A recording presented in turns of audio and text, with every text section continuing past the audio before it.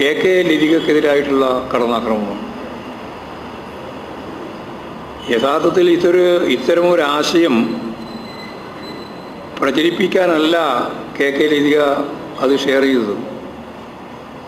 അതിൽ വന്ന കാര്യം ഈ നാടിന് ആപത്താണ് എന്ന കാര്യം സൂചിപ്പിക്കുക ചെയ്തേ.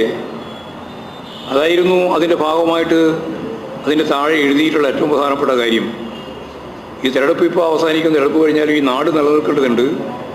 അതിനെതിരായിട്ടുള്ള ഒരു അപകടം തന്നെയാണ് ഇതുപോലുള്ള പ്രചാരവേല എന്നാണ് ചൂണ്ടിക്കാണിച്ചത്.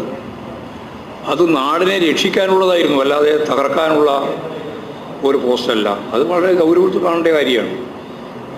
ഷെയർ ചെയ്തു എന്ന് പറയുന്നതല്ലാതെ എന്താ ഷെയർ ചെയ്തത്, എന്താ ആ കാര്യത്തിൽ പറഞ്ഞത് നിങ്ങൾ മിണ്ടുന്നില്ല.